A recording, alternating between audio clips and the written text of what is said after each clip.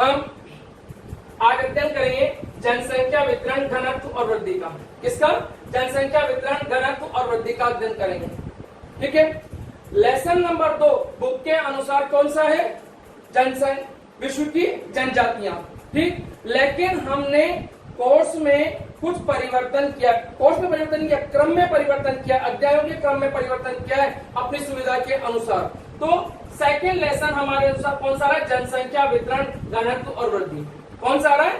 जनसंख्या वितरण घनत्व और वृद्धि हमारा सेकेंड नंबर का लेसन आ रहा है। प्रॉब्लम नहीं है। हाँ, इसमें पहला टॉपिक आता है अपना जनसंख्या। जनसंख्या हम किसे कहते हैं? किसी स्थान विशेष पर एक निश्चित समय पर निवास करने वाले व्यक्तियों की संख्या को जनसंख्या कहते हैं। क्या? किसी स्थान विशेष पर एक निश्चित समय पर निवास करने वाले व्यक्तियों की संख्या को हम क्या कहते हैं? जनसंख्या कहते हैं। ठीक। जैसे सन 2011 में भारत की जनसंख्या कितनी थी? 121.02 करोड़। अर्थात 31 मार्च 2011 को भारत की जनसंख्या 121.02 करोड़ थी। प्रॉब्लम, कभी आपसे कोई एक क्वेश्चन कर ले कि दी गई जो जनगणना है वो कौन सी तिथि के अनुसार होती है, तो हमेशा ये ध्यान रख के चलिएगा कि जो जनगणना का आकलन है वो हमेशा 31 मार्च की डेट के आधार पर किया जाता है। किस डेट के आधार पर किया जाता है? 31 मार्च की डेट के आधार पर किया जाता है।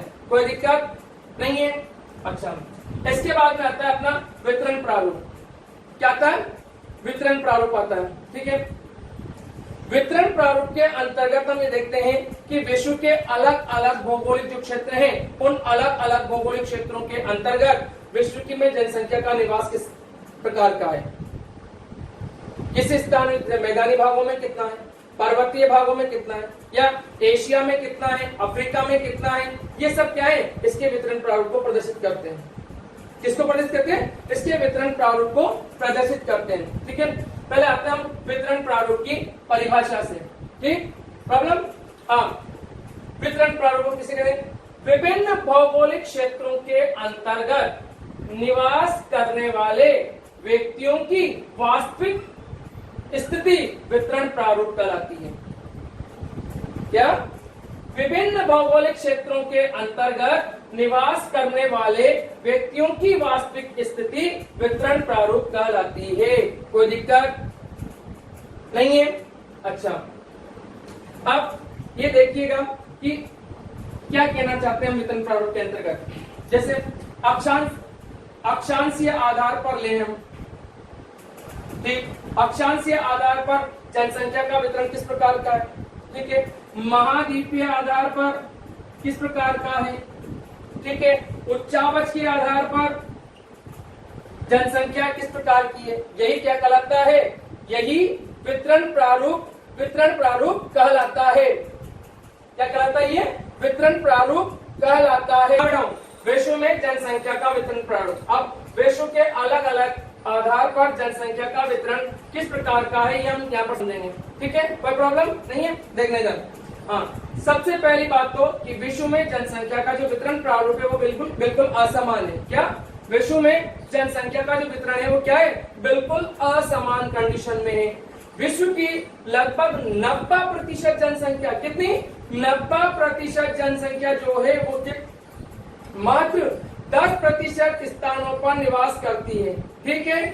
जबकि 10% जनसंख्या 90% स्थानों पर निवास करती है। यानी जनसंख्या और स्थल दोनों में विपरीत संबंध है। क्या? जनसंख्या और स्थलखंड दोनों में विपरीत संबंध है। 90% जनसंख्या 10% स्थानों पर और 10% जनसंख्या 90% स्थानों पर निवास करती है। कोई दिक्कत नहीं। फिर गोलार्ध के आधार पर बात करें। यहाँ ध्यान देख लेना बेटा। गोलार्ध, ये विश्व भूमध्य रेखा इसको दो भागों में बांटती है। ठीक है। ये उत्तरी गोलार्ध और ये दक्षिण गोलार्ध, ये उत्तरी गोलार्ध और ये दक्षिण गोलार्ध कहलाता है। ठीक है।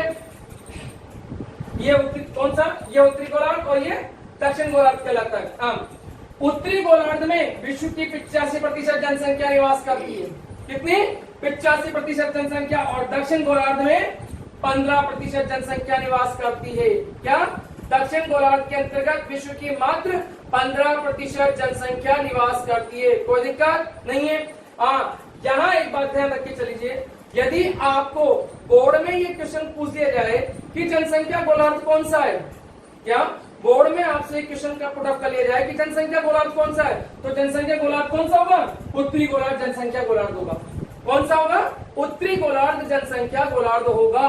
कोई प्रॉब्लम नहीं है। अच्छा, इसके बाद में आता है हम महाद्वीप के आधार पर देखें। क्या महाद्वीप के आधार पर देखें तो विश्व की 60% जनसंख्या एशिया महाद्वीप में निवास करती है, जबकि अंटार्कटिका जो महाद्वीप जो दक्षिण के अंतर्गत है वो पूर्णतया क्या है? जन शून्य है। वो क्या है? पूर्णतया जन शून्य महाद्वीप है। वहां पर प्रतिकूल जलवायु के कारण हर जहां देखोगे वहां पर बर्फ बर्फ नजर आती है, बर्फ से आच्छादित महाद्वीप है, वहां पर कोई निवास नहीं करता है, जन शून्य महाद्वीप है। जबकि विश्व का सबसे अधिक आबादी वाला महाद्वीप कौन सा है? एशिया महाद्वीप है। कोई प्रॉब्लम नहीं है। हाँ, चौथा पॉइंट आता अपना, विश्व की 80% जनसंख्या 20 डिग्री उत्तरी अक्षांश से 60 डिग्री उत्तरी अक्षांश के बीच में निवास करती है। ठीक, अक्षांश रेखाएं जानते हो ना बेटा कौन सी? ये आड़ी रेखाएं ग्लोब पे होती है, ये अक्षांश रेखाएं कहलाती है। कौन सी कहलाती है? अक्षांश रेखाएं। ये 20 डिग्री उत्तरी अक्षांश से लेकर के और ये 60 डिग्री उत्तरी अक्षांश के बीच विश्व की लगभग 80% जनसंख्या निवास करती है। कितनी करती है? 80% जनसंख्या। और इस 60 डिग्री उत्तरी अक्षांश के बाद 60 डिग्री उत्तरी अक्षांश के बाद जनसंख्या क्या है? मात्र 1% जनसंख्या निवास करती है। क्या? मात्र 1% जनसंख्या निवास करती है। कोई प्रॉब्लम नहीं है। पांचवा आता है विश्व की 75% जनसंख्या महाद्वीपीय किनारों पर, यानी पांचवा जो पॉइंट है वो आपका कौन सा है? महाद्वीपों के आधार पर। यानी महाद्वीपों में जनसंख्या अंदर की ओर ज्यादा है या बाहर की ओर ज्यादा है? या अंदर की ओर ज्यादा है तो बाहर की ओर ज्यादा है? तो महाद्वीपों में 75% जनसंख्या कहाँ निवास करती है? किनारे वाले भागों पर। अब मैं यहाँ क्लियर बता रहा हूँ बेटा, किनारे वाले जो भाग है वो कौन से हैं? महासागरीय क्षेत्र कहलाते हैं। और महासागरीय क्षेत्रों के अंतर्गत समोन्नत जलवायु है, इस कारण से जनसंख्या का जमाव इन भागों में सबसे ज्यादा देखने को मिलता है। ठीक, ये जितने भी कारक हैं आपके यहाँ पर, ये हम पढ़ रहे हैं वितरण प्रारूप, यहाँ पर जनसंख्या का ये वितरण प्रारूप इस प्रकार का कैसे है, ये आगे इसके बाद वाला पॉइंट आ रहा है अपने जनसंख्या वितरण को प्रभावित करने वाले कारक, उनके अंदर हम इसके बारे में देखेंगे। ठीक है, तो वापिस दोबारा रहा हूं मैं, विश्व की 75% जनसंख्या महाद्वीपों के किनारों पर निवास करती है। ठीक, जबकि आंतरिक भागों की ओर जनसंख्या का वितरण क्या है? कम है। आंतरिक भागों की ओर जनसंख्या का वितरण क्या है? कम है। ठीक है, फिर यदि ऊंचाई के आधार पर बात करें तो ऊंचाई के आधार पर हम बात करें तो क्या है? समुद्र तल यानी मीन सी लेवल से 500 मीटर की ऊंचाई वाले भागों तक विश्व की लगभग 80% जनसंख्या निवास करती है। क्या? समुद्र तल यानी मीन सी लेवल से 500 मीटर की ऊंचाई तक वाले भाग हैं, वहां तक विश्व की 80% जनसंख्या निवास करती है। हाँ, मैंने यहाँ पर आपको एक शब्द काम में लिया है, कौन सा? समुद्र तल। कौन सा शब्द काम में लिया है? समुद्र तल काम में लिया है, मीन सी लेवल। मीन सी लेवल अर्थात समुद्र तल हम किसे कहते हैं जानते हैं आप? सुनना, आप लोगों ने ज्वार और बाटा तो पढ़ाई हुआ, ज्वार और बाटा का अध्ययन आपने 11th क्लास के अंदर किया है। तो सुनना, जब उच्च ज्वार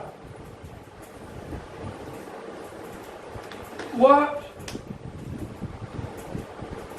निम्न ज्वार का औसत जो आएगा, या उच्च ज्वार और निम्न ज्वार का जो औसत आएगा, वो औसत क्या कहलाता है? किसी भी स्थान का मीन सी लेवल कहलाता है। क्या? देख लीजिएगा, उच्च ज्वार व निम्न ज्वार का जो औसत है, इनका जो औसत है, ये औसत ही क्या कहलाएगा? मीन सी लेवल कहलाएगा। ठीक, और भारत भारत में जो भी ऊंचाइयां नापी जाती है वो ऊंचाइयां चेन्नई के समुद्र तल से नापी जाती है। किससे? चेन्नई के समुद्र तल से नापी जाती है। कोई प्रॉब्लम नहीं है। कहां से नापी जाती है? चेन्नई के समुद्र तल से नापी जाती है। और दूसरी सबसे बड़ी बात मैंने बता दिया आपको कि मेन सी लेवल यानी समुद्र तल हम किसे कहते हैं? किसी सागरीय तट पर उच्च ज्वार और निम्नतम ज्वार का जो औसत तल है वो औसत तल ही क्या कहलाता है? मेन सी लेवल या समुद्र तल कहलाता है। कोई प्रॉब्लम नहीं है। ये आपके विश्व में जनसंख्या का वितरण प्रारूप पूरा हुआ, कोई दिक्कत नहीं है। ठीक है। अब आता है अपने जनसंख्या के वितरण को प्रभावित करने वाले कारक। क्या आता है? जनसंख्या के वितरण को प्रभावित करने वाले कारक। ये ध्यान रखना, हमने अभी जनसंख्या का वितरण प्रारूप पढ़ा है, अर्थात जनसंख्या का वितरण जो है या जनसंख्या की स्थिति है वो विश्व में हर कहीं एक समान नहीं है। क्या? वो विश्व में हर कहीं पर भी एक समान नहीं है, अपितु उसमें क्या है? भिन्नता देखने को मिलती है, वितरण में असमानता देखने को मिलती है। यदि महाद्वीपीय आधार पर बात करें तो एशिया में 60% जनसंख्या और अंटार्कटिका महाद्वीप है 0 जनशून्य महाद्वीप है। ठीक है। ऊंचाई के आधार पर बात करें तो उसमें भी परिवर्तन देखने को मिलता है। अक्षांश के आधार पर बात करें उत्तरी गोलार्ध में 85% और दक्षिण गोलार्ध में 15% जनसंख्या निवास करती है। कोई प्रॉब्लम नहीं। ये वितरण प्रारूप वितरण के अंतर्गत भिन्नता क्यों दृष्टिगत होती है? इस भिन्नता के लिए कुछ कारक निश्चित हैं, कुछ कारक उत्तरदायी हैं। इन कारकों को हम 3 वर्गों में रखते हैं। कितने वर्गों में रखते हैं? 3 वर्गों के अंतर्गत हम इसको रखते हैं। पहला भौतिक कारक, दूसरा आर्थिक कारक और तीसरा सांस्कृतिक कारक। ठीक। पहला आता है भौतिक कारक, यानी इस धरातल पर जो फिजिकल एनवायरनमेंट है उससे संबंधित क्या कहलाते हैं? भौतिक कारक कहलाते हैं। भौतिक कारकों में 4 कारक सबसे अधिक जनसंख्या के वितरण को प्रभावित करते हैं। पहला आता है जल की उपलब्धता, दूसरा जलवायु, तीसरा मृदा, चौथा भू आकृति। क्या? पहला जल की उपलब्धता, दूसरा जलवायु, तीसरा मृदा और चौथा भू आकृति। कोई दिक्कत नहीं है। फिर आर्थिक कारक। आर्थिक कारकों के अंतर्गत पहला औद्योगिकरण, दूसरा खनिज और तीसरा नगरीकरण। ठीक है। अब सांस्कृतिक कारक है वो अपने आप में मानव के द्वारा निर्धारित कारक है। ठीक है। फिर मैं पहले आता हूं मैं भौतिक कारकों में। भौतिक कारकों में सबसे पहले आता है बेटा अपने जल की उपलब्धता। कौन सा आता है? जल की उपलब्धता। ठीक है। अब जल एक महत्वपूर्ण कारक है। जल एक महत्वपूर्ण भौतिक कारक है जिसका उपयोग मानव अपने समस्त कार्यों के अंतर्गत करता हुआ आया है। ठीक है। कोई प्रॉब्लम नहीं है। मानव के जितने भी कार्य हैं सभी कार्यों के अंतर्गत जल का उपयोग होता है, चाहे वो औद्योगिक कार्य हो, कृषि कार्य हो, उसके घरेलू कार्य हो, सभी कार्यों में कहीं ना कहीं पर किसका उपयोग होता है? जल का उपयोग होता है। जल की इसी महत्ता के कारण मानव ने अपने आरंभिक जो निवास स्थान है उन आरंभिक निवास स्थानों को भी कहां पर बनाया? जल के निकटवर्ती केंद्रों पर। अब आप लोगों ने प्रारंभिक जो अध्ययन है सामाजिक का उसके अंतर्गत पढ़ा है, सभ्यताएं पढ़ी ना। सभी सभ्यताएं आप देख लेना, मिस्र की सभ्यता हो नील नदी घाटी के निकट, सिंधु घाटी की सभ्यता हो सिंधु नदी घाटी के निकट, मेसोपोटामिया की सभ्यता हो दजला फरात नदी के निकट विकसित हुई है। ठीक हुई ना। ये क्यों? जल की उपलब्धता के कारण। यहाँ पर जल उपलब्ध पर्याप्त मात्रा में उपलब्धता, इसलिए मानव ने अपने प्रारंभिक निवास स्थान इन स्थानों पर बनाया। और आज भी मानव का जो निवास स्थान है वो जल के निकटवर्ती केंद्रों पर ही निवास करता है। उसने अपने निवास स्थान का मैक्सिमम कहां विकसित किए? जहां जल की उपलब्धता आसानी से प्राप्त हो रही है। ठीक। बिल्कुल एक सिंपल सा उदाहरण बताता हूं मैं अपने बूंदी कोटा के संबंध में। बूंदी का विकास कोटा से पहले हुआ। बूंदी से ही कोटा निकला ना। लेकिन आज आप देखते हो कि बूंदी का विस्तार या बूंदी का जो विकास है बहुत कम मात्रा में हुआ, जबकि कोटा का विकास अत्यधिक तेज गति से हो गया। आज वो महानगर के रूप में विकसित हो गया। वो नहीं हुआ। वहां पर उद्योग विकसित हो गए, शिक्षा का केंद्र वो बन गया, वहां पर बड़े बड़े मॉल विकसित हो गए। यानी कहने का तात्पर्य ये है कि परिवहन के साधन विकसित हो गए, चिकित्सा सुविधा में आज वो हमारे से कहीं आगे हैं। ये सारा विकास क्यों हुआ? उस विकास के पीछे सबसे मूल कारण था चंबल नदी। कौन था? चंबल नदी। क्योंकि चंबल नदी उस स्थान को पर्याप्त मात्रा में जल उपलब्ध करवा रही थी। ठीक, तो आगे बात कि जल की उपलब्धता जहां पर पर्याप्त होगी वहां पर मानव का निवास स्थान अधिक बनेगा, या मानव अधिक से अधिक मात्रा में अपना निवास स्थान बनाना पसंद करेगा। कोई दिक्कत नहीं है।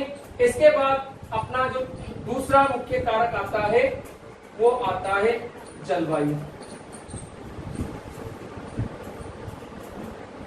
ठीक है, हाँ बेटा ये ध्यान रखना कि जलवायु का सीधा जो संबंध है वो किससे होता है? मानव के स्वास्थ्य से और मानव की कार्यक्षमताओं से। सम जलवायु क्षेत्र में मानव की का स्वास्थ्य श्रेष्ठ रहता है और मानव की कार्यक्षमताएं उच्च रहती है। क्या? मानव का स्वास्थ्य श्रेष्ठ रहता है और मानव की कार्यक्षमताएं क्या रहती है? उच्च रहती है। इसीलिए मानव इन स्थानों पर की ओर आकर्षित होता है। ठीक है, इसके विपरीत विषम जलवायु वाले क्षेत्र हैं। कौन से? विषम जलवायु वाले क्षेत्र हैं। इन विषम जलवायु वाले क्षेत्रों पर में विपरीत जलवायु की परिस्थितियों के कारण मानव का निवास स्थान कम रहता है। मानव कम से कम मात्रा में वहां पर निवास करना पसंद करता है।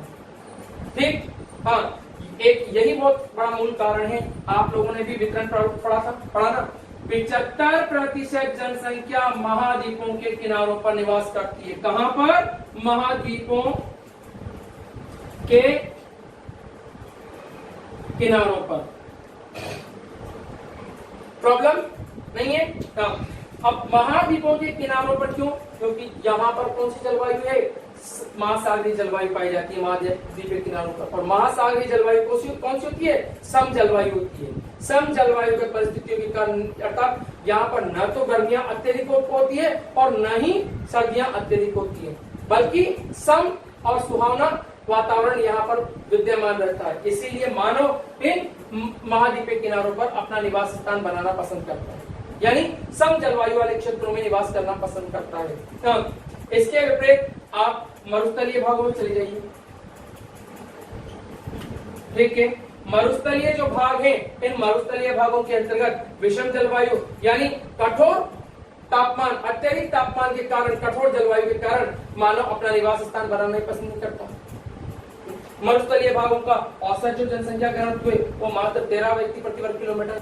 अपन जैसलमेर में चले जाइए, जैसलमेर का औसत घनत्व ये कम है या नहीं है? है ना? तो किस कारण से? विषम जलवायु के क्षेत्रों के कारण। किस कारण से? विषम जलवायु के क्षेत्रों के कारण से यहाँ पर जनसंख्या का जमाव नगण्य पाया जाता है। ठीक है, यहाँ इस जलवायु से संबंधित एक उदाहरण है वो जो मैं आपको बताना चाह रहा हूँ, जो कि परीक्षा के लिए बहुत अत्यधिक उपयोगी है। आप लोगों ने 2 शब्द सुने होंगे। क्या? आप लोगों ने 2 शब्द सुने होंगे। एक तो भूमध्य रेखा, एक तो सुना होगा भूमध्य रेखा, और एक आपने सुना होगा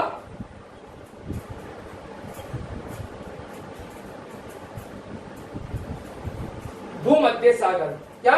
एक तो आपने सुना है भूमध्य रेखा और एक आपने सुना है भूमध्य सागर। हाँ,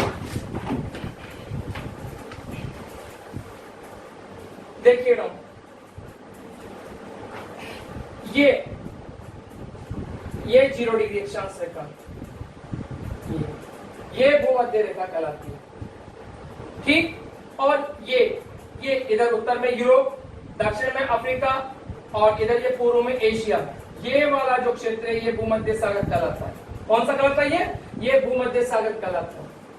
ठीक है, भूमध्य आ गया? किस स्थिति समझ में आ गई आपको? भूमध्य सागर कहाँ है? ये यहाँ पर उत्तर में यूरोप, ठीक है, दक्षिण में अफ्रीका और पूर्व में एशिया। ठीक। जबकि भूमध्य रेखा कहाँ है, ये जो पृथ्वी के 2 भाग करती है ये रेखा, ठीक है। अब यहाँ की जलवायु, इस यहाँ पर जनसंख्या से संबंधित स्थिति बता रहा हूं मैं आपको। हाँ, क्या आ गया अपने पास, भूमध्य रेखा। भूमध्य रेखा पर जनसंख्या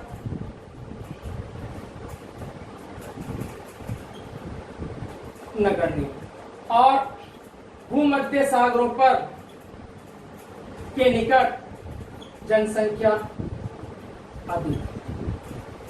क्या, फिर दोबारा मूल बात कर रहा हूं। भूमध्य सागरों के निकटवर्ती भागों में जनसंख्या नगण्य पाई जाती है, जबकि भूमध्य सागर के निकटवर्ती भागों में जनसंख्या अधिक पाई जाती है। क्यों, किस कारण से, जलवायुगत परिस्थितियों के कारण से। किस कारण से, जलवायुगत परिस्थितियों के कारण से जनसंख्या के लिए इस वितरण में असमानता दृष्टिगत होती है। भूमध्य रेखा के निकटवर्ती क्षेत्रों में विषम जलवायु पाई जाती है, जबकि भूमध्य सागर के निकटवर्ती क्षेत्रों के अंतर्गत सम जलवायु पाई जाती है। सम जलवायु के कारण मानव के लिए ये क्षेत्र प्रारंभ से ही आकर्षण के केंद्र रहे हैं, जबकि ये क्षेत्र प्रतिकर्षण के केंद्र रहे हैं। प्रॉब्लम नहीं है, दिक्कत, ठीक है। अब यहाँ पर सुन लेना, यदि आपके क्वेश्चंस आता है कि भूमध्य सागर के निकटवर्ती केंद्र जनसंख्या के आकर्षण के केंद्र रहे हैं, क्यों, सम जलवायुगत परिस्थितियों के कारण, ठीक है।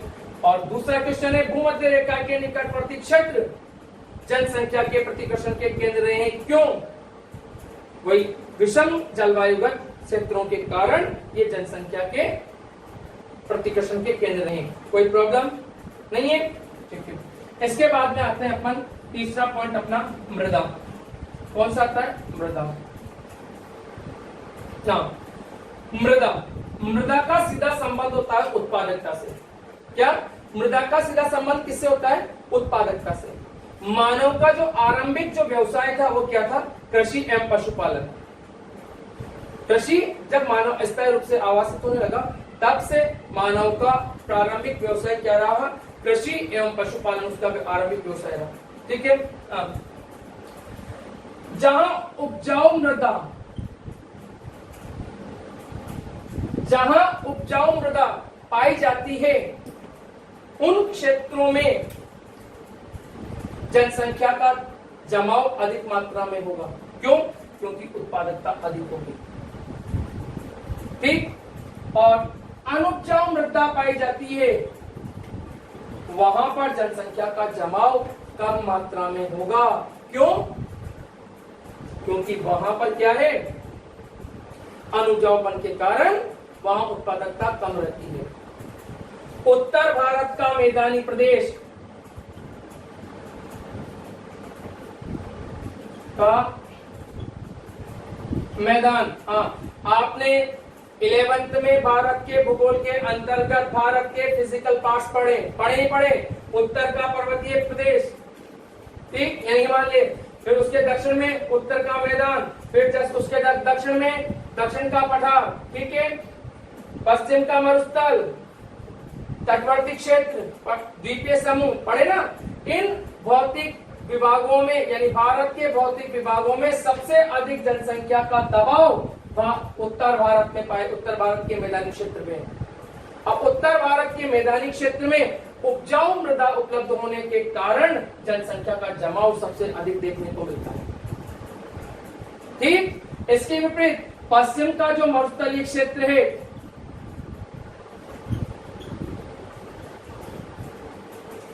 पश्चिम का मरुस्थलीय क्षेत्र वो अत्यधिक विस्तृत क्षेत्र है, उसके बावजूद वहां जनसंख्या का जमाव क्या है, नगण्य मात्रा में। थार के मरुस्थल में जनसंख्या का जमाव बहुत कम मात्रा में पाया जाता है, जनसंख्या घनत्व बहुत कम है। क्यों, क्योंकि वहां पर कौन सी क्या है, अनुपजाऊ मृदा पाई जाती है, ठीक है। इसके बाद में भौतिक कारकों में हमारे चौथा आता है स्थल प्रारूप, इस तरह करती है,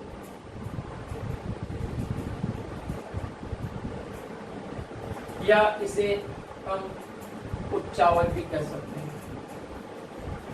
ठीक।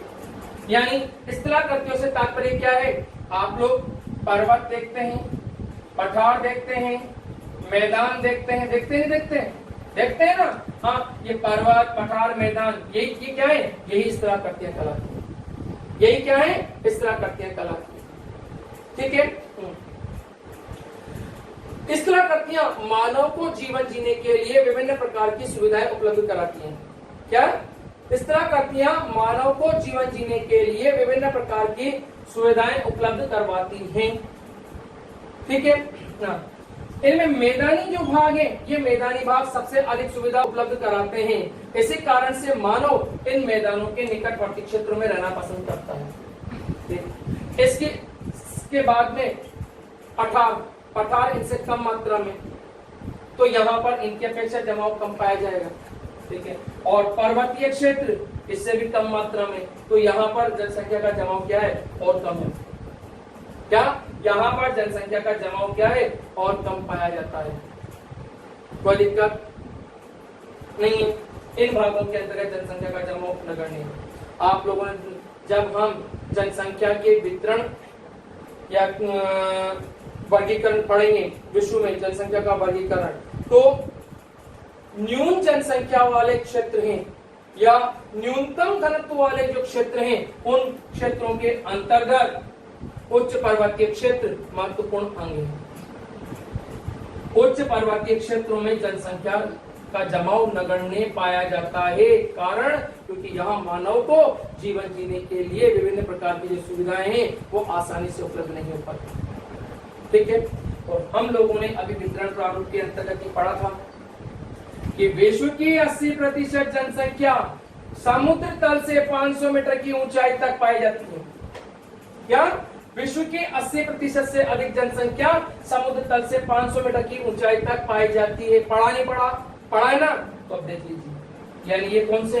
ये मैदानी क्षेत्रों के अंतर्गत आते हैं। ठीक। अब मैं यहाँ पर एक बहुत इंपॉर्टेंट बात बता रहा हूँ। यदि विश्व का कोई पठारी भाग जनसंख्या से अत्यधिक आबाद है, जैसे भारत में छोटा नागपुर का पठारी भाग, क्या? यदि, फिर दोबारा सुनिए, यदि विश्व का कोई पठारी भाग जनसंख्या से आबाद है, जैसे भारत में छोटा नागपुर का पठारी भाग, तो ये बात ध्यान रख के चल लेना, वहां पर खनिज भंडार उपलब्ध होंगे। क्या उपलब्ध होंगे? खनिज भंडार उपलब्ध होंगे। जहां खनिज भंडार अधिक मात्रा में उपलब्ध है, मानव का जमाव या मानव का निवास उन स्थानों पर अत्यधिक देखने को पाया जाएगा। कोई दिक्कत नहीं। अब सुन लीजिए, ये आपके भौतिक कारक, क्या? ये आपके भौतिक कारक पूर्ण हो गए। ठीक। अब हम पढ़ेंगे आर्थिक कारक। क्या पढ़ेंगे?